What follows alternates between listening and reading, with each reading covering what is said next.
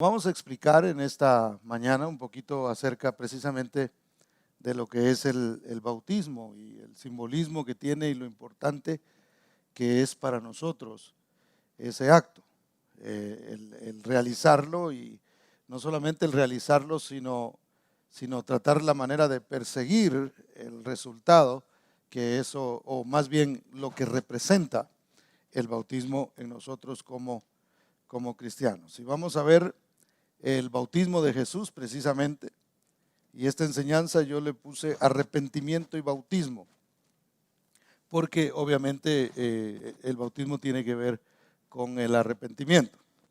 Veamos lo que dice Mateo capítulo 3, versos 13 al 17. Lo tiene, me dice amén. Dice así: entonces Jesús vino de Galilea a Juan al Jordán para ser bautizado por él. Mas Juan se le oponía diciendo: yo necesito ser bautizado por ti, ¿y tú vienes a mí? Pero Jesús le respondió: deja ahora, porque así conviene que cumplamos toda justicia. Entonces le dejó, y Jesús, después que fue bautizado, subió luego del agua, y he aquí los cielos le fueron abiertos, y vio al Espíritu de Dios que descendía como paloma y venía sobre él. Y hubo una voz de los cielos que decía: este es mi Hijo amado, en quien tengo complacencia. Oramos. Padre, en el nombre de Jesús, te damos gracias, bendito Señor, por tu amor y tu misericordia, por tu bondad y por sobre todo, Señor, tu palabra bendita que nos ayuda, que nos enseña, que nos instruye, bendito Dios. Yo te agradezco, Padre Santo, por este momento maravilloso en el que tu Espíritu Santo, a través de tu palabra, Señor, sopla en nuestras vidas y nos ayuda a comprender y nos ayuda a cambiar, nos ayuda a ser mejores, bendito Señor, porque esa es la voluntad tuya, cambiar y transformar nuestros corazones.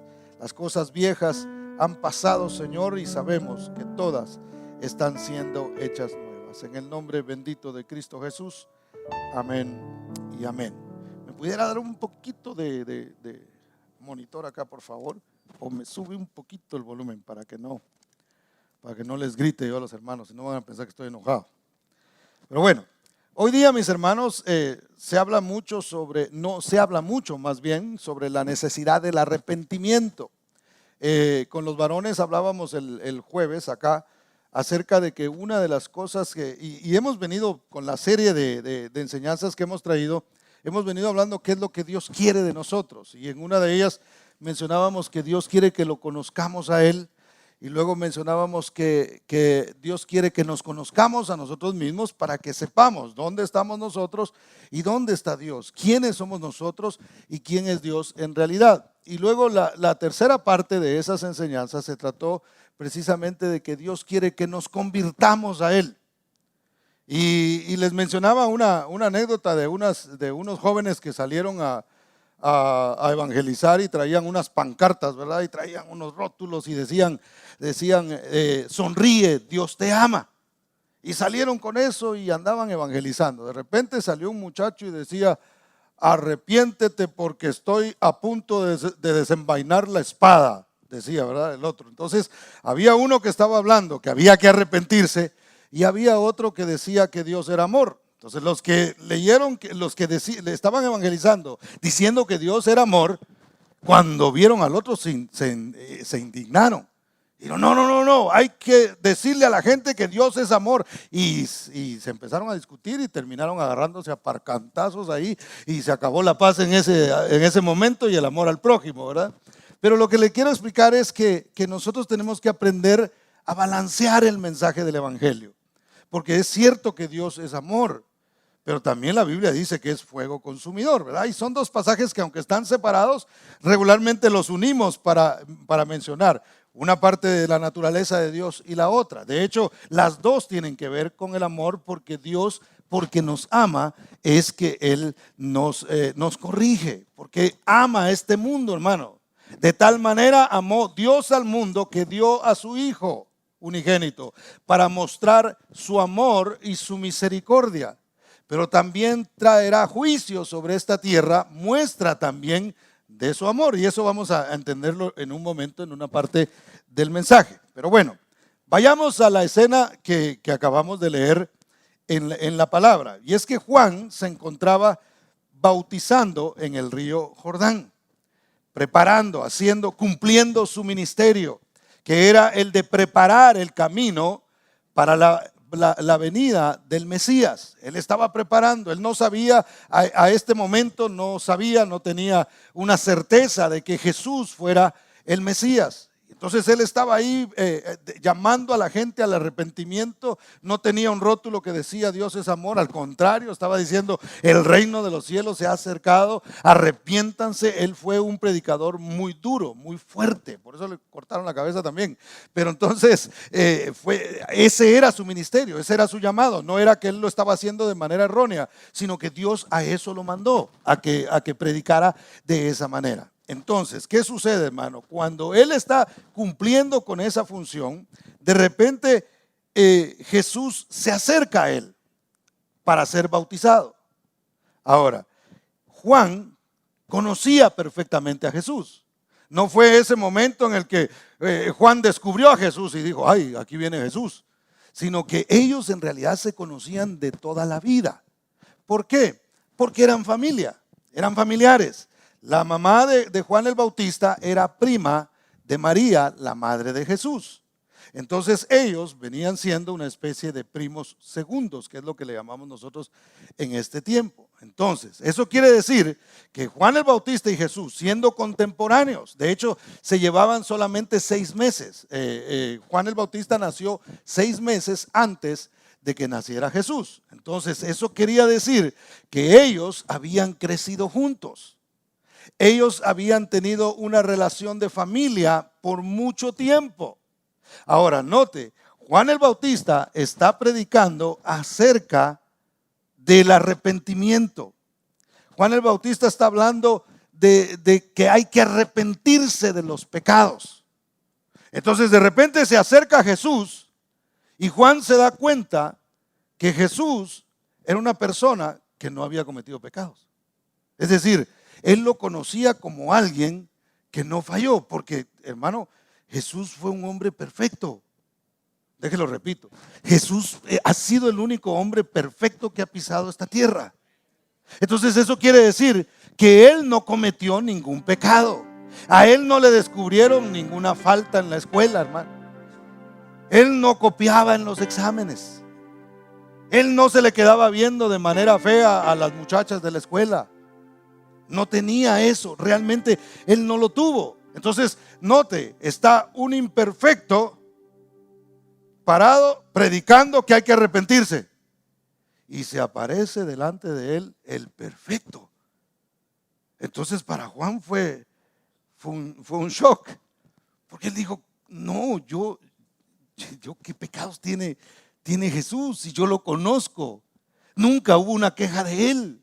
Siempre caminó de manera correcta, siempre fue un muchacho recto, desde niño se portaba muy bien. Entonces, ¿cómo puedo yo bautizar a un perfecto? ¿Cómo puedo yo hacerlo? Y es que cuando nosotros, hermanos, nos acercamos a la presencia de Dios, es cuando realmente nosotros podemos ver nuestras faltas. Yo estoy seguro que Juan el Bautista era un buen hombre, pero no era perfecto.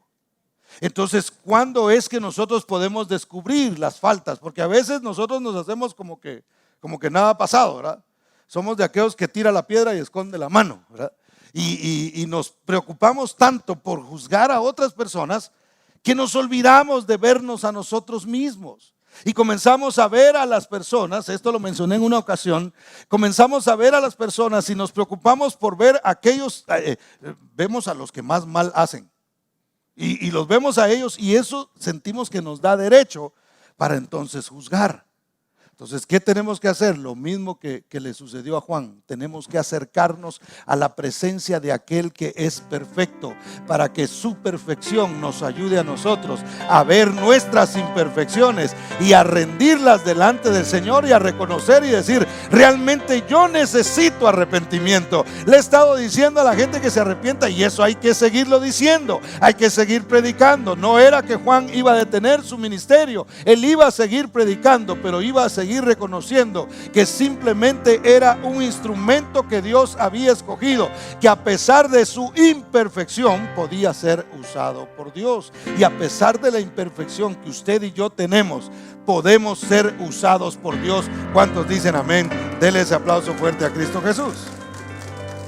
Entonces, dice la Biblia: mas Juan se le oponía diciendo: yo necesito ser bautizado por ti, ¿y tú vienes a mí? Juan no solamente conocía a Jesús, sino que Jesús conocía a Juan. Hermano, y no hay nadie que a nosotros nos conozca mejor que la familia, los que viven con nosotros. Por eso hay algunos que se rehúsan a creerle a uno cuando uno cambia, ¿verdad? Y dicen: no, tú cristiano evangélico, no me salgas con eso. ¿Por qué? Porque nos conocen. Hermano, que la familia lo acepte a uno.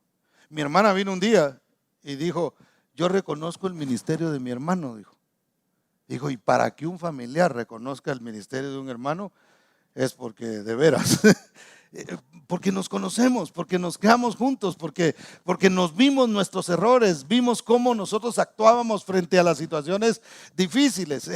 La familia nos conoce a nosotros. Entonces Juan sabía que Jesús lo conocía perfectamente.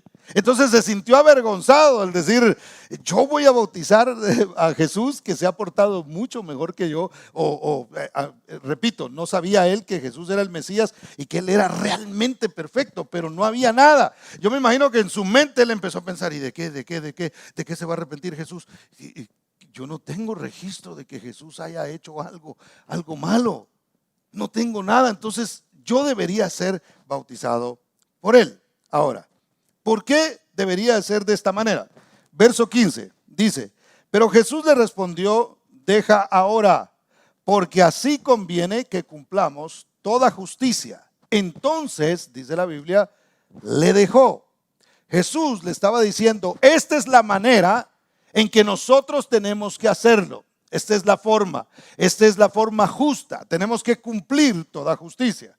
Y yo logré encontrar 4 razones, mis hermanos, por las que esto debería ser de esta manera. La primera, número 1, para los que anotan: porque era una afirmación del ministerio de Juan. Jesús prueba a través de este acto que el ministerio de Juan era genuino. Recuérdese que a Juan no le creían. A Juan los fariseos, al igual que a Jesús, no le creían. De hecho, en una ocasión llegan y le preguntan a Jesús: ¿con qué autoridad tú haces lo que haces? Y Jesús les dice: yo les voy a hacer una pregunta a ustedes. Les dice: ¿el bautismo de Juan era de Dios o era de los hombres? Entonces ellos no se apresuraron a responder, sino que se juntaron y dijeron: a ver, ¿cómo vamos a responder aquí? Pongámonos de acuerdo. Si decimos que era de los hombres, tememos al pueblo porque nos van a apedrear. El pueblo ama a Juan. Y si decimos que era de Dios, entonces la respuesta de Jesús va a ser: entonces, ¿por qué no le creyeron? No, digámosle que no sabemos. Entonces se acercaron a Jesús y: no sabemos. Y Jesús les dice: pues entonces yo tampoco les voy a responder a ustedes, porque ustedes no han respondido. Entonces Jesús, ¿qué estaba tratando? La manera de decir: el ministerio de Juan el Bautista era genuino.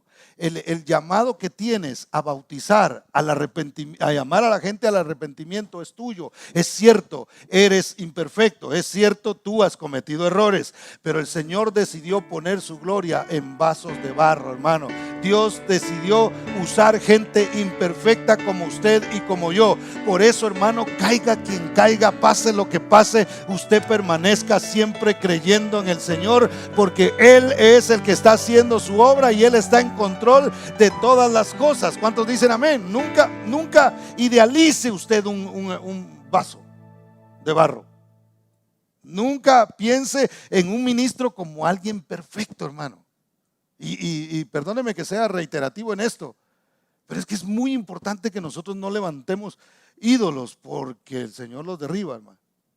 No hay gente así que usted diga, wow, este es un superhombre, este de plano en las noches sale y pasa volando ahí por la luna, tiene una capa. No existe eso, hermano. El único hombre perfecto es Cristo Jesús.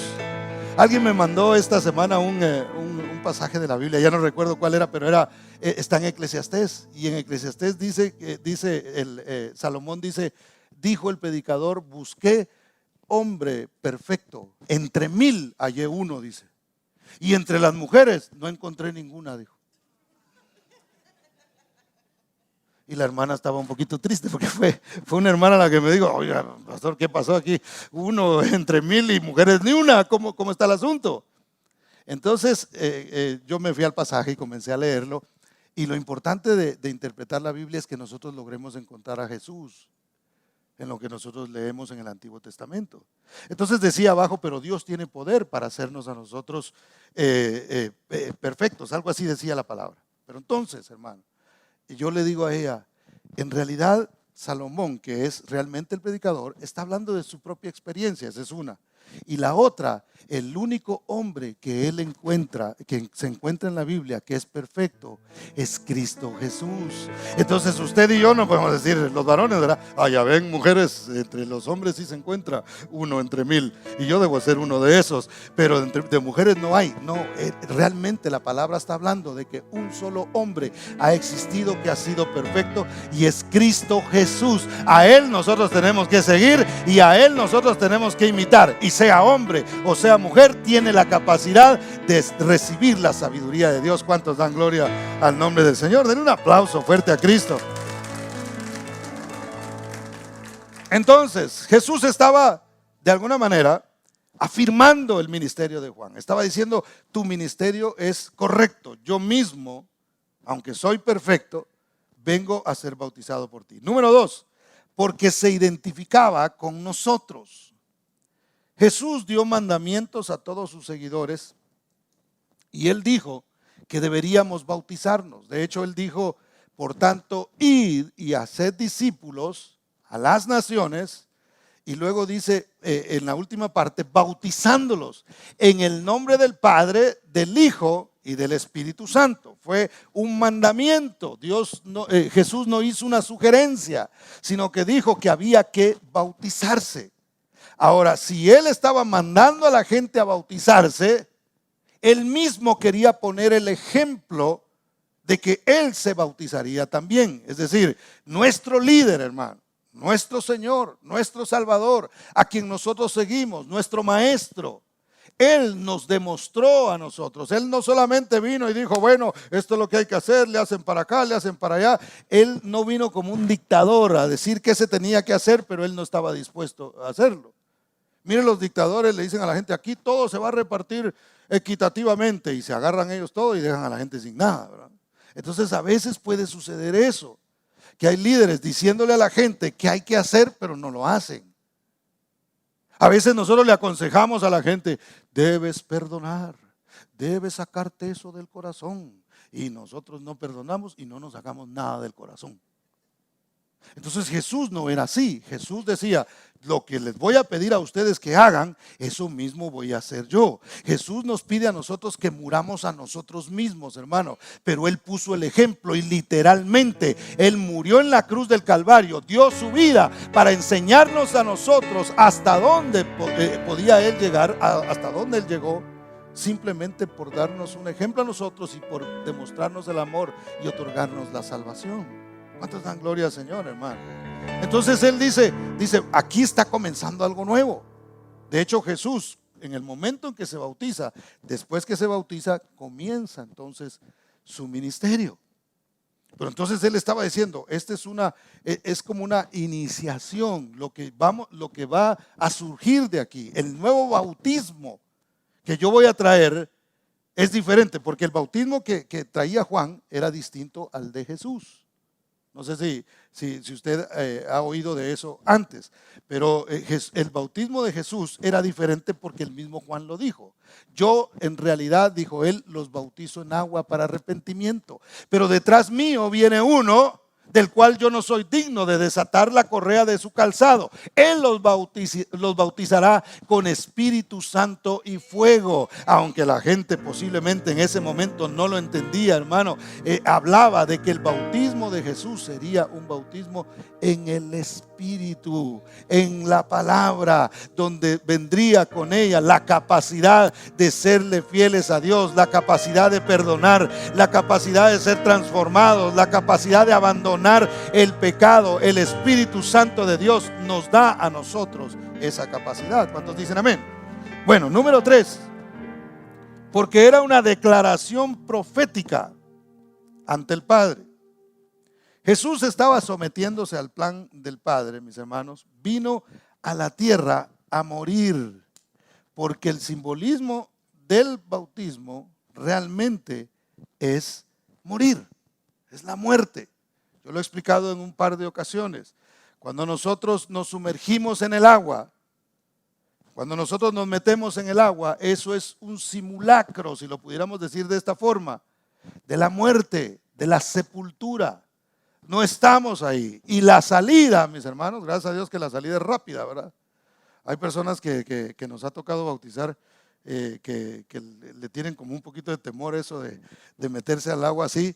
Y es gracioso porque se ponen tiesos así, hermano. Entonces así, está bien porque hasta están como dramatizando la muerte, ¿verdad? Porque así quedan los cadáveres. Entonces, y uno los mete y ya, gracias a Dios que es rápido, ¿verdad? Porque si no, imagínense. Pero entonces ese es realmente el simbolismo, es que alguien muere, pero al mismo tiempo se levanta por encima de las aguas, se levanta por encima. Es decir, usted y yo, hermano, no moriremos realmente. Sí, nuestro cuerpo es posiblemente que experimente es posible que experimente la muerte. Es muy posible. Si el Señor no viene antes, lo más seguro es que ahí vamos a llegar. Pero no moriremos, hermano, sino que dormiremos. Y un día seremos levantados una vez más. Un día seremos resucitados. Porque eso es el simbolismo de creer realmente en el Señor. Entonces esto mostraba, este era el simbolismo. El simbolismo del bautismo es la muerte. Vea conmigo Romanos capítulo 6, versos 3 y 4.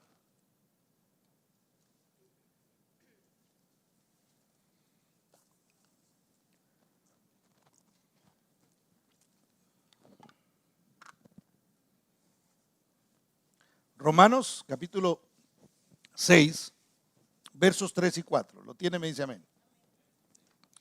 Dice, ¿o no sabéis que todos los que hemos sido bautizados en Cristo Jesús, hemos sido bautizados en qué? En su muerte, porque somos sepultados juntamente con él para muerte por el bautismo, a fin de que como Cristo resucitó de los muertos por la gloria del Padre, así también nosotros andemos en vida nueva. Entonces, este momento en el que Jesús se bautiza servía también, hermano, hablaba de la expectativa que Jesús tenía del poder del Padre. Note que dice que Cristo resucitó de los muertos por la gloria del Padre. Es decir, cuando Jesús se enfrentó en ese simulacro del bautismo, él estaba diciendo, yo voy a morir, yo voy a ser sepultado, pero me voy a levantar una vez más. ¿Por qué? Porque el Padre me lo ha garantizado. Entonces, ¿quién no va a la muerte sabiendo que va a resucitar, hermano? ¿Quién le tiene miedo realmente a la muerte cuando sabe que va a resucitar? Porque Jesús estaba, aunque se afligió y en la parte humana, yo me imagino que él se sintió muy cargado con lo que venía sobre él en ese momento, lo hizo con la certeza de que 3 días más tarde él se iba a levantar. De hecho, él le dijo a los religiosos: destruyan este templo, hablando de su cuerpo, y en 3 días lo volveré a levantar. Entonces él tenía la certeza de que el Padre lo iba a levantar. Cuando usted y yo, hermano, tenemos la certeza de una nueva vida, estamos dispuestos a morir a nosotros mismos, a dejar atrás los resentimientos, a dejar atrás el pasado, a abandonar el pecado, hermano. Estamos dispuestos, ¿por qué? Porque a veces nos aferramos nuestra vida a las cosas de este mundo. A veces aferramos nuestra vida a las cosas que a nosotros nos gustan y que a Dios no le agradan. Entonces, cuando nosotros entendemos, hermano, que el morir realmente representa la vida de Dios en nosotros, entonces estamos dispuestos y decimos: yo me meto en el agua, yo me sumerjo ahí, yo me sumerjo en la palabra, aunque mate aquellas cosas que de pronto son placenteras o me gustan o ya me acostumbré a tenerlas conmigo, me sumerjo ahí, dejo que mueran, porque yo sé que voy a resucitar en una mejor vida. Hermano, yo nunca he vivido mejor que después de que conocí a Cristo Jesús, que después de haber tenido un encuentro personal con Él. Nunca he vivido mejor que teniendo a Cristo en mi corazón, porque la vida realmente se vive teniéndolo a Él. Solo Él da la verdadera vida. Él es el camino, Él es la verdad y Él es la vida, y nadie viene al Padre si no es a través de Él. Entonces Jesús tenía la certeza, hermano. Por eso usted y yo, ¿se recuerda del mensaje de no tener miedo a la muerte? Usted y yo no debemos tener miedo a la muerte. Usted y yo sé que ya le hemos bajado un poquito en cuanto al miedo, ¿verdad? Al principio, hermano, como y siguen todavía intentan, pero yo ya cuando veo, ya no quiero oír nada de eso. Que el coronavirus ahora, que ahora le salieron cachos, que ahora le salieron dientes, y que ahora, y nuevas noticias todo el tiempo, y tratando de mantenerlo a uno en ese miedo. Ya estuvo. Yo sé hasta cuándo Dios me tiene en esta tierra, hermano. Una vez más, somos prudentes, nos cuidamos y todo, pero no tenemos miedo, porque sabemos que el Señor un día nos va a levantar. ¿Cuántos dicen amén? Denle ese aplauso fuerte a Cristo. Número 4, porque ilustraba la Trinidad. Mire, vea conmigo, vaya de regreso a Mateo capítulo 3, versos 16 y 17.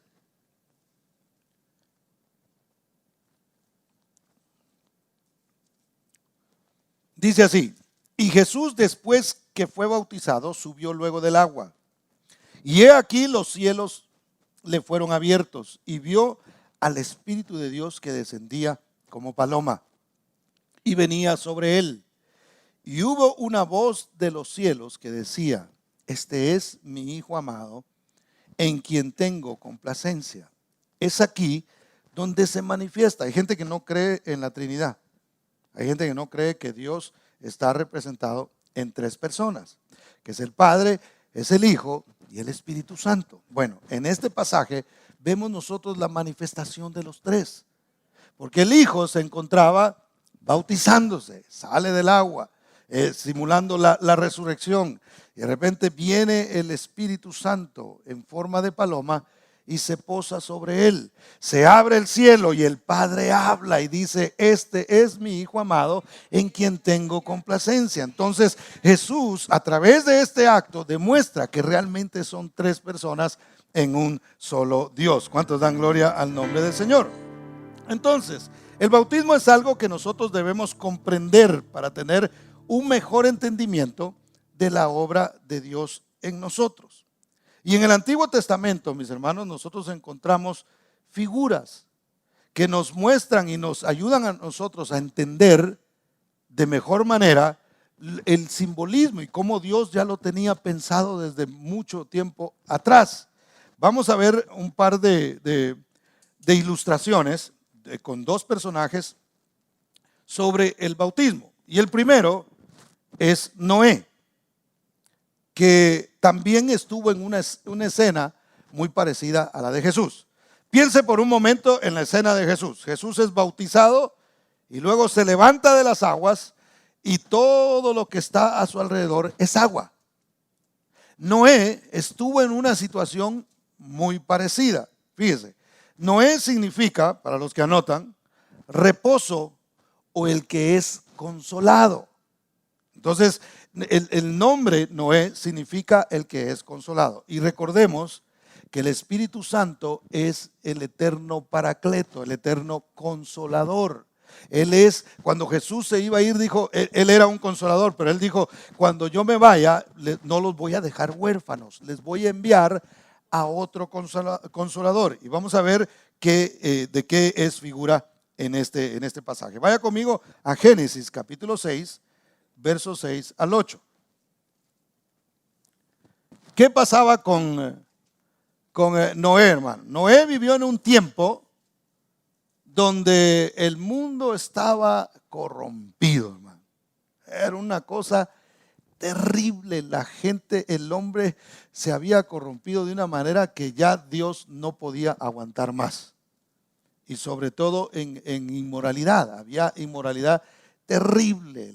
Las mujeres estaban teniendo relaciones sexuales hasta con demonios, hermano. Era una cosa terrible lo que allí estaba pasando. Entonces, ese pecado llegó hasta la presencia de Dios. Mire lo que dice Génesis 5 al 8. Dice, y vio Jehová que la maldad de los hombres era mucha en la tierra, y que todo designio de los pensamientos del corazón de ellos era de continuo solamente el mal. Y se arrepintió Jehová de haber hecho al hombre en la tierra, y le dolió en su corazón.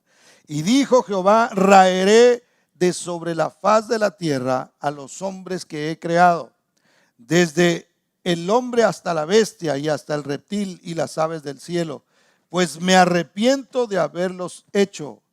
Pero Noé halló gracia ante los ojos de Jehová. Ahora, pregunto yo, ¿será que Noé era el único justo que había en ese tiempo, hermano? ¿Será que cuando Dios empezó a ver la tierra dijo, ay, esto está terrible, qué pecado el que hay, cómo se ha corrompido el mundo? Y de repente vio a Noé y dijo, aquí tengo uno bueno, lo voy a sacar. Realmente no era así. Noé también andaba mal. Noé también estaba entre los malos. La Biblia dice que Noé halló gracia. Y para hallar gracia, hermano, uno tiene que ser culpable. No sé si me voy a entender. Porque ¿de qué nos perdona Dios si no tenemos nada de qué arrepentirnos? Entonces, Noé encuentra gracia, y es a Noé a quien Dios designa para que él predique y hable de arrepentimiento y comience a predicar de que el Señor va a destruir la tierra. Que por cierto, este es un acto de misericordia. Mire, yo no me imagino a Dios, aunque la Biblia habla de su ira y todo, yo no me imagino a Dios diciendo, ahora sí los voy a destruir a todos porque se me echaron a perder y ahora sí van a ver y los voy a castigar por todo lo que están haciendo. Yo no creo que Dios lo vio de esa manera. Porque aún la destrucción del mundo en ese tiempo, de la humanidad, fue un acto de misericordia de Dios. ¿Sabe por qué? Porque el hombre se estaba destruyendo a sí mismo. Usted sabe que el pecado corrompe, usted sabe que el pecado destruye a las personas. Platicábamos con mi esposa de un par de casos que hemos visto últimamente, donde gente se veía muy bien, hermano, y el problema de nosotros es que a veces pensamos que vamos a ser eternos en esta tierra. Y vivían así, tranquilos, y se veían muy bien. De repente les cayó una enfermedad a causa del mismo estilo de vida que estaban llevando, y ahí es donde todo se comienza a caer. ¿Por qué?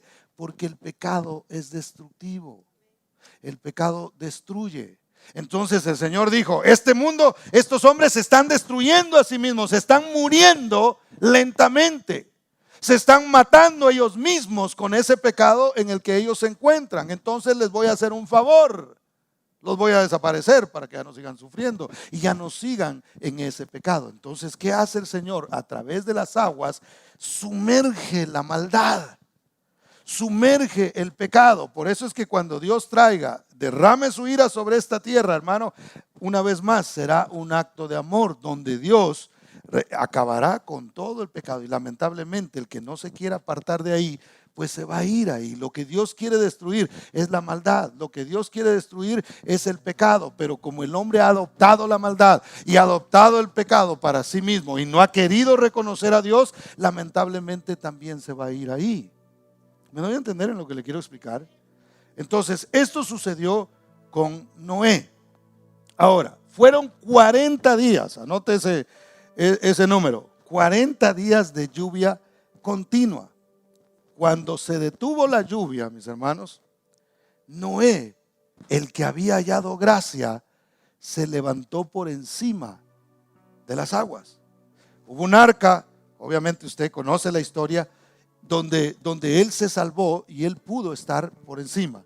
Toda la maldad quedó sepultada. Noé por encima del agua y toda la maldad había quedado debajo.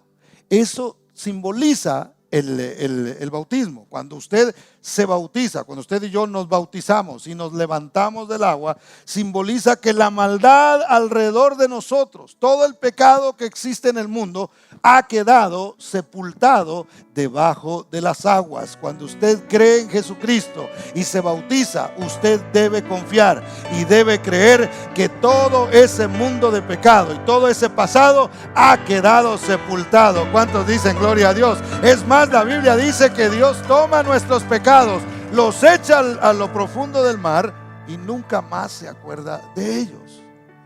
Entonces Noé se levanta por encima, hermano. Y dice la Biblia que mientras está él en el arca, una vez que deja de llover, él busca un pájaro por ahí y busca un cuervo. Y un cuervo, ¿cuántos han visto un cuervo alguna vez? Por aquí andan volando a veces, así es que si no lo ha visto hoy, cuando salga ahí mira para las palmeras. ¿Esos pájaros de qué color son, hermano? ¿Verdad que no hay? Yo nunca he visto un cuervo blanco, hermano. Si alguien ha visto uno, hoy me avisa, le tomamos foto. No hay cuervos blancos. Entonces, regularmente las aves de este tipo en la Biblia representan las tinieblas y los demonios y esas cosas. Pero note que esta es un ave que es carroñera, que se alimenta de carne muerta. ¿Y qué hace Noé? Lo saca. La finalidad de él era ver si ya había tierra. Pero saca esto tiene un simbolismo. Cuando nosotros nos bautizamos, tenemos que estar dispuestos a sacar la maldad de nuestras vidas. Tenemos que estar dispuestos a sacar todo aquello que no le agrada a Dios.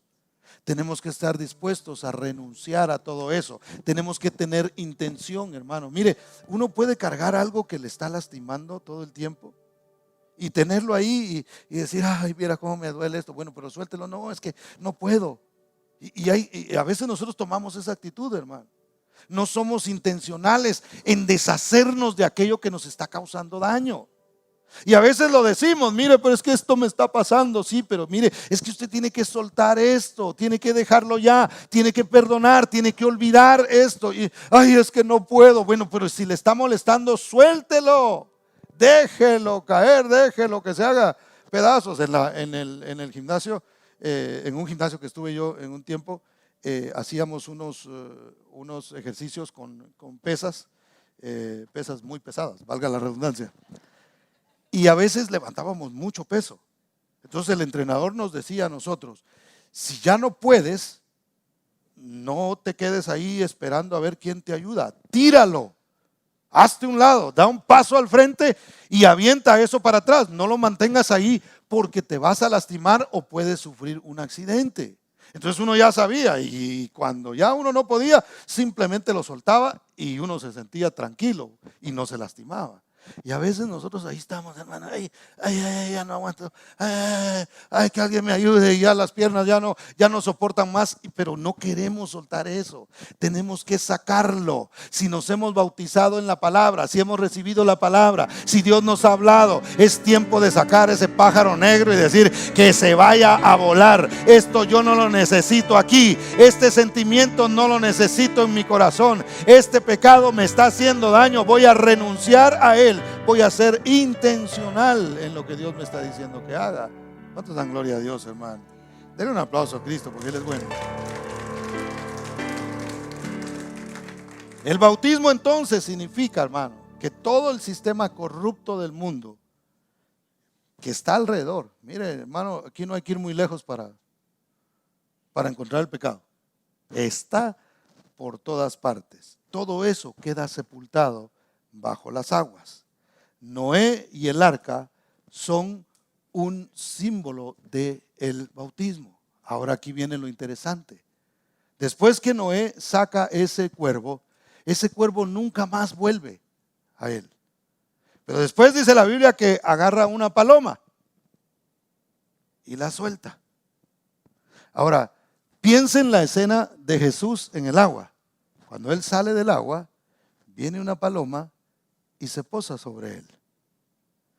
Noé está en el arca, rodeado de agua. Suelta una paloma, la paloma va y luego trae una ramita por ahí y viene y se posa sobre Noé. ¿Qué significa esto, hermano? Significa que en el bautismo Dios a nosotros promete no solamente bautizarnos, que nos bauticemos en el agua. Realmente el agua no va a hacer nada en nosotros. El que va a hacer la obra es el Espíritu Santo.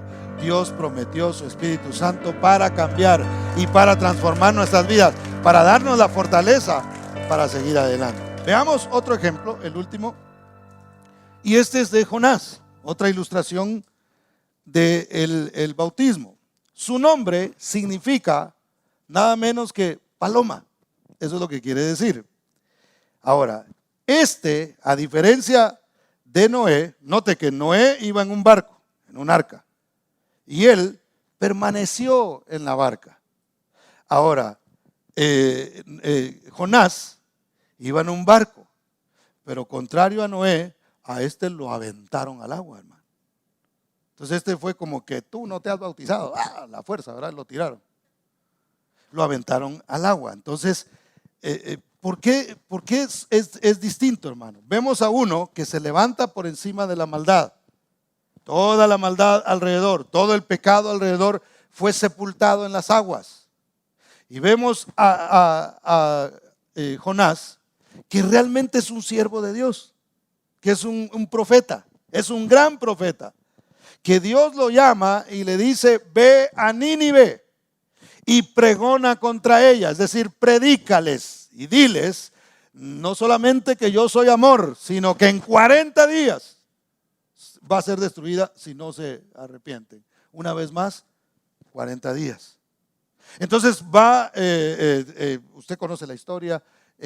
Jonás dice: no quiero ir.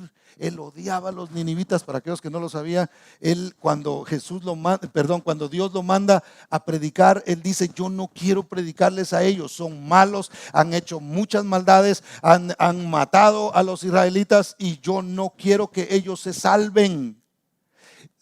Jonás sabía que si él predicaba, Dios iba a ser misericordioso con Nínive y los iba a perdonar. Entonces él dijo: no puede ser que Dios haya puesto sus ojos en estos malvados. No puede ser que Dios los quiera levantar, hermano, como cuando usted y yo de repente no queremos que alguien se levante. Yo no, pastor, qué bueno, gloria a Dios. Cuando vemos a alguien que Dios está haciendo algo en él y empezamos a sentir así como que no debería. ¿Pero por qué? Si es un pecador, si es un ingrato, si es un esto, si es un el otro. Y hermano, el ser humano es así. Y Jonás empezó a decir: no puede ser que Dios quiera salvar a esta gente que a mí me cae tan mal. Porque a veces nosotros quisiéramos que Dios bendiga a los que nos caen bien, pero que no bendiga a los que nos caen mal. Y ya me imagino a Dios diciendo: a ver, mijo, ¿quién te cae bien? Aquel. Ese lo bendigo. ¿Alguno que te caiga mal? Sí, aquel. Ese me aparto de él. Como que nosotros decidiéramos eso, hermano. A veces Dios, para ministrar nuestro corazón, va a bendecir a gente que nosotros pensamos que no iba a bendecir. Entonces algo así pasaba con Jonás. Jonás decía, yo no quiero. Y usted conoce la historia, él agarra un barco y se va, hermano. Y cuando se va, lo descubren, aquí hay una tormenta y no sabemos por qué es, se me hace que es por un dormilón que está por ahí abajo. Y van y lo sacan y dice, a bautizarse mi hijo. Y lo avientan del barco, hermano, y cae ahí. Y mire lo que sucede con él. Vaya conmigo a Jonás, libro de Jonás, capítulo 2, versos 5 y 6.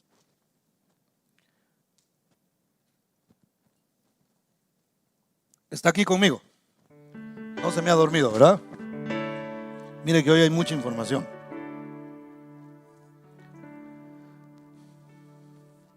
Jonás 2, 5 y 6. ¿Lo tiene? Dice así, las aguas me rodearon una vez más. ¿Pero hasta dónde? Note, Noé arriba, las aguas rodeadas abajo. Pero en este era diferente. Las aguas me rodearon hasta el alma. Y es que hasta ahí tiene que entrar el agua de la palabra, hermano. Tiene que rodearnos a nosotros el alma, tiene que limpiarnos todo por dentro. Dice, rodéame el abismo. El alga se enredó en mi cabeza. Descendí a los cimientos de los montes. La tierra echó sus cerrojos sobre mí para siempre. En pocas palabras, me morí. Mas tú sacaste mi vida de la sepultura, oh Jehová, Dios mío. Ahora, note, hermano, Jonás cae al agua y ahí realmente se produce la muerte literal. Jonás, como dije la vez pasada, no es como lo pintan los VeggieTales, ¿verdad? ¿Cuántos han visto los VeggieTales? Nunca vieron el episodio de Jonás, y Jonás estaba adentro con una su vela y hasta un coro cantando y una cosa tremenda ahí abajo, hermano. No, hombre, así cualquiera, ¿verdad? Jonás realmente estaba muerto. Por eso es que él dice, la tierra echó sus cerrojos sobre mí para siempre, dijo él. Pero mire, hermano, en la misericordia de Dios, desde ahí de la tumba, desde la sepultura, él clamó al Señor y el Señor abrió una vez más la oportunidad para él y él resurge del agua, hermano. Él resucita, es perdonado y el gran pez va y lo vomita en una playa. No dice la Biblia dónde, y quitémonos la idea de que fue en Nínive, porque en Nínive no había playa. Yo creo que a veces hemos cometido ese error de pensar que caballo, y de una vez lo llevó. ¿Cuál, hermano? Le tocó hacer un viaje, después dice la Biblia, de 3 días para llegar a Nínive, porque lo tiró en una playa por ahí por Israel, lo regresó a su punto de partida. Y ahí él tuvo que irse una vez más hasta Nínive. Fue perdonado. Ahora, ¿qué era lo que Dios quería tratar con él? En el caso de Noé, el pecado a su alrededor. En el caso de Jonás, el pecado interior. Él era un rebelde. Él era alguien que tenía rencor en su corazón en contra. Pero era un profeta. Es que así es. Dios usa personas a veces que tienen problemas, pero no nos quiere dejar así. Quiere limpiarnos, quiere cambiarnos, quiere transformarnos. Dios quiere transformar la vida suya, y el que comenzó la buena obra en nosotros no se quiere detener y no se va a detener hasta cumplirla. Tenemos que expulsar de nuestra vida las cosas que no le agradan a Dios, hermano. Entonces ahí Dios trata con su vida. Dios trata con este tremendo profeta, hermano. El mensaje tenía que ver con 40 días en el diluvio. Dice, y comenzó Jonás a entrar por la ciudad camino de un día y predicaba diciendo, de aquí a 40 días Nínive será destruida. No les dijo más, hermano. Mira, nosotros cuando predicamos o evangelizamos a alguien, le decimos, mira, si Dios te ama, mira, Dios tiene un propósito para tu vida. Dios tiene un plan maravilloso. Hasta nos lo aprendemos ya de memoria. Y se lo decimos a la gente y le hablamos así, bien bonito, hermano. Este no. Este llegó y dijo, en 40 días esto se destruye. Y estoy orando para que sea así. Le faltó decir, ¿verdad? Como dije la vez pasada, este es el único evangelista que yo conozco que fue a predicar esperando que nadie se convirtiera. Es más, deseando que nadie se convirtiera, ni uno. Que yo voy a avisarles y les voy a decir, esto se va a destruir. Es como que nosotros salgamos a la calle y empecemos a decirle a la gente, usted va para el infierno, y usted también, y usted también, y usted, y empecemos a decirle eso, hermano. Imagínense qué mensaje. La gente va a decir, estos están locos. Y lo único que hizo Jonás fue decirle a la gente, en 40 días, Nínive será destruida. Y como dirían por ahí, para su mala suerte, que se convierten todos, hermano. Solo con ese mensaje. Mire, cuando Dios quiere hacer algo, no depende del mensaje bonito que nosotros traigamos. No depende de lo elocuentes que nosotros seamos, o la manera en que logremos explicarlo. Eso no. Cuando Dios quiere hacer algo, un mensaje tan sencillo como decirle a la gente, en 40 días esta ciudad será destruida, salvo un montón de gente. Uy, hermanos, se arrepintieron, dice la Biblia, les dolió el corazón y dijeron, y se volvieron a Dios y comenzaron y Jonás, hermano, yo me lo imagino, y diciendo él, ay, yo pensé que predicando así no se iba a convertir nadie, y resulta que realmente se han convertido todos estos. Ahora, yo quisiera terminar con esta parte, hermano. Jesús fue bautizado sin pecado. Él no tenía realmente necesidad de arrepentimiento. Pero una vez más salen los 40 días. La Biblia dice que después que Jesús salió del agua, al igual que Noé, que estuvo 40 días, estuvo lloviendo, al igual que Jonás, que pregonó que en 40 días el Señor iba a traer juicio, aquí también el 40 tiene algo que ver. ¿Por qué? Porque dice la Biblia que después que salió del agua, después que fue bautizado, fue llevado por el Espíritu.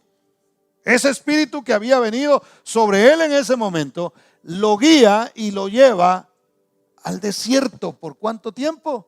Por 40 días, para ser tentado por el diablo. Y de ahí, hermano, él venció al enemigo, él venció al mundo. ¿Cuántos dan gloria al Señor?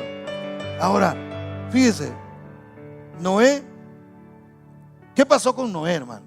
Después que pasó lo del diluvio, con semejante testimonio, hermano, yo me imaginaría que Noé hubiera descendido de la barca y decir, los 7 que iban con él, ¿verdad? Decir, bueno, señores, vamos a hacer un servicio ahora de acción de gracias al Señor, porque nos tuvo ahí por 40 días, llovió y cientos de días más que estuvimos ahí hasta que el agua bajara. Estamos aquí a salvo, Dios trajo salvación, vamos a adorar al Señor aquí de cualquier manera y vamos a cantar. Yo me imaginaría a alguien agradecido haciendo eso. ¿Y qué hizo Noé, hermano? ¿Qué hizo Noé? Cuando se bajó dijo, como todo se destruyó, vamos a plantar una viña. Mire qué paciencia, voy a hacer una fiesta. Tuvo que plantar la viña y esperar que salieran las uvas. Ahora, no era que él quería comerse unas uvitas, sino que de ahí hizo vino. Y del vino, al fin, yo no sé cuántos días le tomó, hermano, porque aburrido. ¿Cuántos días le tomó? Pero él dijo, hacer vino, y yo me imagino que con los pies lo hacían en ese tiempo. Y se puso una, hermano. Miren lo que pensó. La celebración que dio cuando bajó del arca, lo que hizo fue emborracharse.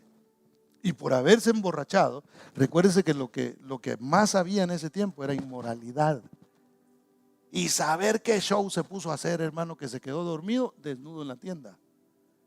Y por ahí entró un hijo de él. Algunos dicen que eso fue terrible. Y hay hay un par de cosas que se hablan acerca de ese incidente. Pero entonces un hijo de él descubre su desnudez y se burla y va y le dice a sus hermanos, si usted conoce la historia, una maldición cae sobre el hijo de uno de estos que lo había descubierto. Y hasta el día de hoy, hermano, eso tiene consecuencias en los descendientes de este muchacho, que nada tuvo que ver, pero que a él le cayó. Entonces, vemos a un Noé que a pesar de la experiencia del bautismo, en ese sentido, seguía siendo una persona imperfecta, dañada por el mundo, dañada por el pecado que había quedado sepultado debajo de sus pies. Pero pensemos entonces en Jonás. ¿Qué pasó con Jonás, hermano? Yo me imaginaría a alguien diciendo: qué grande es Dios. A pesar de que a mí me caían mal todos estos ninivitas, lo salvó. ¡Wow! Dios, gracias. Qué éxito ha tenido mi ministerio. Todos cientos de miles se han salvado a través de mí. Gracias, Señor, por haber hecho eso, por haberme usado como un instrumento. ¿Hizo eso Jonás?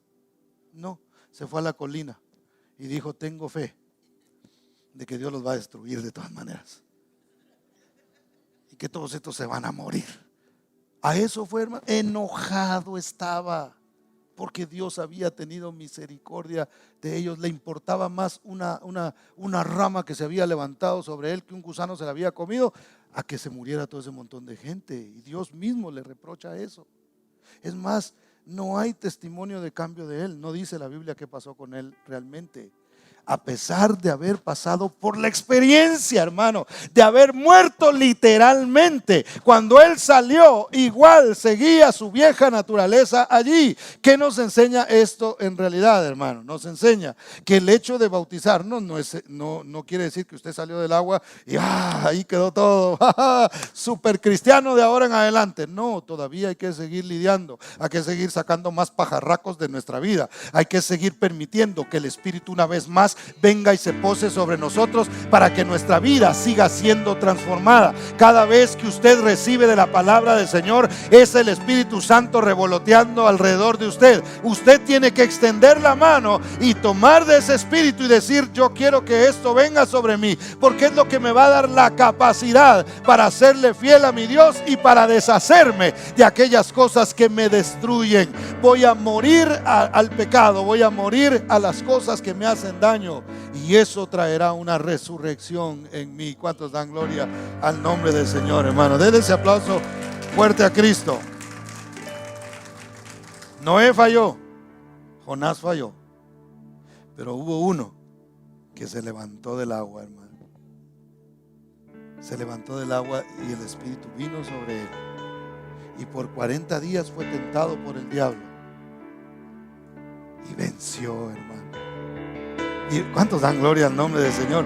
Fíjese, ¿por qué esto es importante? Porque el bautismo no significa solamente morir a los pecados a mi alrededor o morir a mis propios pecados, sino significa también, eso hay que hacer. Yo muero a los pecados a mi alrededor, como sucedió con Noé. Eso queda sepultado.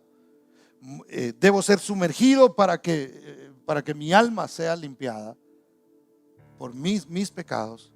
Pero también se trata de creer en aquel que venció, de creer en Cristo Jesús, de saber que al igual que Noé, yo también voy a traer algunas cosas todavía arrastrando, de saber que al igual que Jonás, todavía quizá voy a tener un poquito de eso en mi corazón, pero a la medida que yo siga creyendo en Cristo Jesús, el que venció, el que me dio el ejemplo a mí de cómo se deben hacer las cosas, ahora vive en mí, mora en mí a través de su palabra, y porque Él venció, me ha hecho a mí más que vencedor. Esa es la buena noticia, hermano, que en aquel tiempo ellos no tenían el Espíritu Santo. Eso solamente era un simbolismo en ese momento de lo que iba a suceder después. Pero hoy usted y yo sí tenemos al Espíritu Santo. Cuando se levantó la iglesia, hermano, mire, dice la Biblia que el Señor se fue, el Señor subió, resucitó y fue llevado al cielo. Él ascendió al cielo. Pero después de eso vino el otro consolador, vino el Paracleto, el Espíritu Santo de Dios, y se posó sobre la iglesia, no sobre una persona. Repito, No se trata de una persona. Dios no está interesado en individuos solamente y en hacerlos famosos y grandes, sino Dios está interesado en una iglesia. Por eso bautizó a su iglesia. El Espíritu Santo vino sobre ellos, hablaron en otras lenguas, y de repente un hombre que había negado a Cristo, hermano, se levanta y comienza a predicar, que lo había negado 3 veces. Estoy hablando de Pedro, y el mensaje es el mismo, y comienza a decirles: Cristo Jesús, al que ustedes crucificaron. Y yo me imagino que ahí había gente que había estado gritando: crucifíquenle, crucifíquenle. Y cuando Pedro predica, ellos comenzaron a compungirse en sus corazones. El agua comenzó a entrar en su alma y comenzaron a experimentar algo, y empezaron a decir: ¿qué haremos? ¿Qué hacemos? Y Pedro les da el mismo mensaje que había dado Juan el Bautista, el mismo mensaje con el que Jesús comenzó su ministerio: arrepiéntanse y bautícense en el nombre del Señor para perdón de pecados, y entonces recibirán el don del Espíritu Santo. Entonces se trata de bautizarme, no por religión, sino entender ese simbolismo, y luego salir del agua y permitir que a través de la palabra el Espíritu Santo de Dios se pose sobre mi vida y yo aprenda a vivir una vida conforme Cristo la vivió. Ese es el mensaje del Evangelio. Esa es la esperanza que usted y yo tenemos en Cristo Jesús. Póngase de pie y vamos a terminar.